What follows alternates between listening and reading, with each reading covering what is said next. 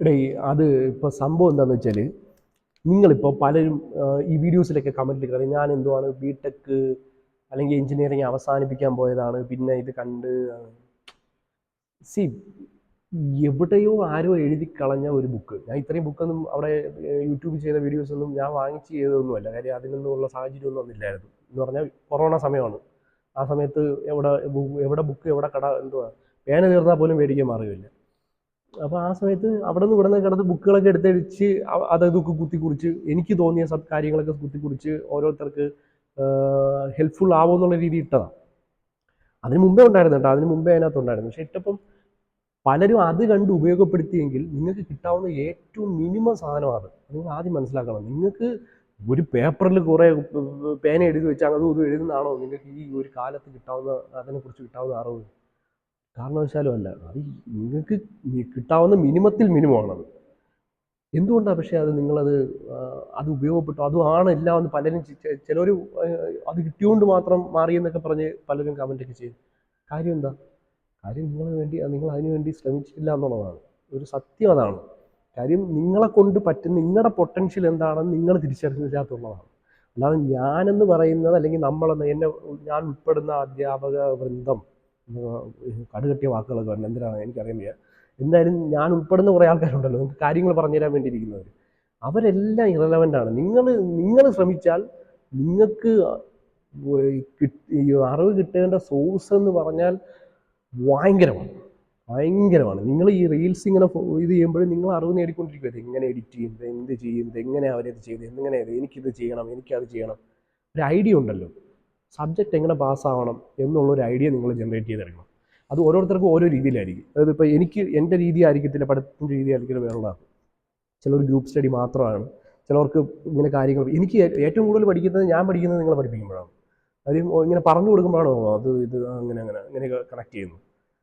അത് രസമാണ്. പക്ഷേ അതുപോലെ ഞാൻ എന്തെന്ന് പറഞ്ഞുകൊണ്ടിരുന്നത് ഇങ്ങനെ ഒരു ഐഡിയ ഉണ്ടാക്കിയെടുത്താൽ, നിങ്ങൾക്ക് പഠിക്കേണ്ട ഒരു ഐഡിയ ഉണ്ടാക്കിയെടുത്താൽ നിങ്ങൾക്കൊരു ഡ്രീം ഉണ്ടായാലും എന്താണ് എഞ്ചിനീയറിംഗ് പാസ്സാവുക എന്ന് മാത്രമല്ല നിങ്ങൾ ഡ്രീം. ഇപ്പോഴത്തെ ഡ്രീം ചിലപ്പോൾ അതായിരിക്കും, ജീവിതത്തിൽ സക്സസ്ഫുൾ ആവണമെന്നുള്ളൊരു ഡ്രീം ഉണ്ടാവും. ആ ഡ്രീമിന് വേണ്ടി എഞ്ചിനീയറിംഗ് ഇപ്പോൾ പാസ്സായി ഇറങ്ങിയാലേ ഇവിടെ നിന്ന് രക്ഷപ്പെടാൻ പറ്റും.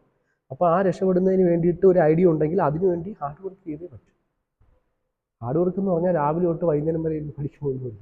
ഈ സാധനം 10-20 മണിക്കൂർ അല്ലെങ്കിൽ 20-30 വീഡിയോസൊക്കെ ഉള്ളത് കണ്ടിട്ട് പോയിട്ട് പലരും പാസ്സാവാറൊക്കെ ഉണ്ട്. അത് ഏറ്റവും മിനിമം സാധനമാണ്. 20 മിനിറ്റ് എന്ന് പറഞ്ഞാൽ എത്ര? ഒരു വർഷത്തെ, ഒരു 6 മാസത്തിൽ 5 ദിവസം കാണാനുള്ള വീഡിയോ ഇല്ല. മനസ്സിലായില്ലേ? ഒരു 3 ദിവസം 4 ദിവസം കാണാമെന്നുള്ള വീഡിയോസേ ഉള്ളൂ. അത്രയേ ഉള്ളൂ നിങ്ങൾക്ക് പഠിക്കാൻ. അപ്പോൾ അത് പക്ഷേ ഒരു കാര്യം, ഒരാളൊരു നിമിത്തമാവുന്നു എന്നുള്ള ഒരു സത്യമാണ്. കാര്യം ചിലപ്പോൾ നിങ്ങൾക്ക് അതിനെത്തിക്കൂടെ നിങ്ങളിലേക്ക് അടുപ്പിക്കാൻ പല കാരണങ്ങളുണ്ട്. അതാണ് ഞാൻ പറഞ്ഞ ഐഡിയ. ഇപ്പോൾ ഒരാളുടെ ചിലവരെന്തുമാണ് ജസ്റ്റ് ഞാൻ പറഞ്ഞില്ല, എപ്പോഴും പറയുന്നത് ഞാൻ ആണെങ്കിൽ ഒരു തിയറി പഠിക്കുവാണെങ്കിൽ ഇപ്പോൾ വർക്കിംഗ് ഓഫ് എ പമ്പ് ഞാൻ എന്ത് ചെയ്യും, ആദ്യം ജസ്റ്റ് എടുത്ത് യൂട്യൂബിൽ അടിച്ചു നോക്കും. അതിൻ്റെ അനിമേറ്റഡ് വീഡിയോസ് എല്ലാം ഉണ്ടോ. Just working of A pump ആദ്യം ഒന്ന് ജസ്റ്റ് ഇതിങ്ങനെ വർക്ക് ചെയ്യുന്നതെന്ന് പിടിയിട്ട് കഴിഞ്ഞാൽ ഏകദേശം ഐഡിയാസൊക്കെ അവിടെ വരും. പിന്നെയാണ് ഇതിൻ്റെ ഡീറ്റെയിലിംഗ് ആയിട്ട് എഞ്ചിനീയറിംഗ് നോളേജസിലേക്കൊക്കെ നമ്മൾ ടെക്സ്റ്റ് ബുക്ക് വഴി പോകുന്നത്. ഇവിടെ ഇങ്ങനെ സംഭവിക്കും, ഇവിടെ pressure, temperature, velocity, kinetic energy, potential energy അല്ലെങ്കിൽ പ്രഷർ എനർജി, ഇത് എഫിഷ്യൻസി, ചവറ് മറിച്ചത് എല്ലാം ഇങ്ങനെ കുറേ സാധനങ്ങളെല്ലാം കയറിയത്. പക്ഷെ ഇതെല്ലാം കൂടെ ആദ്യം എടുത്തു വെച്ച് കഴിഞ്ഞാൽ ഒന്നും മനസ്സിലാവില്ല. പതുക്കെ സംഭവം ഇത്രയേ ഉള്ളൂ. വിചാരിച്ച നടക്കും. അത് ഇപ്പോൾ അവസാനം ഞാനൊരു ഷോർട്സ് വീഡിയോ ഇട്ടായിരുന്നു. ഞാൻ അതിൽ കമൻസ് ഞാനിങ്ങനെ ഇത് ചെയ്യുമ്പോൾ എനിക്ക് വയ്യല്ലോ, ഇത് രാത്രി 1 മണിയായി, ഉറങ്ങണോ വീഡിയോ ചെയ്യണോ? 1 മണിയായില്ല കേട്ടോ, ഇപ്പോൾ 4-5 മണിയായിരുന്നു. ഇത് രാവിലെ തുടങ്ങിയ പരിപാടിയാണ്. അപ്പോൾ ഇങ്ങനെ ഇരിക്കുമ്പോഴത്തേക്കും ഞാൻ ആ ഷോർട്സ് വീഡിയോയിൽ കണ്ട കമൻസ് ഇങ്ങനെ എടുത്ത് വെച്ചു പോകും. ഇതിൽ പരം ഇൻസ്പിറേഷൻ എനിക്ക് വേറെ കിട്ടാറില്ല. കാര്യം എന്ന് പറഞ്ഞാൽ പലരുടെയും ലൈഫ് എവിടേക്കോ എന്തൊക്കെയോ നമ്മൾ അതിലിടയ്ക്ക് ചിലർ ഇപ്പം ഞാൻ ഇപ്പോൾ നമ്മളെന്തുവാണ് മുഖമൊക്കെ ഇതുവരെ കാണിച്ചിട്ടില്ലെങ്കിലും അറിയാമെന്നുള്ള ആൾക്കാരുണ്ടല്ലോ, അത് താഴെ ഇങ്ങനെ പേരൊക്കെ എഴുതി വിളിക്കുമ്പോൾ അത് ഭയങ്കര ഒരു ഇൻസ്പിറേഷൻ അല്ല, ഒരു ഭയങ്കര ഇമോഷണലാണ്. ഭയങ്കര ഇമോഷണൽ അറ്റാച്ച്മെൻ്റ് ഒക്കെ ഭയങ്കര ക്രിഞ്ച് തോന്നുന്ന സാധനം, രസമാണ്.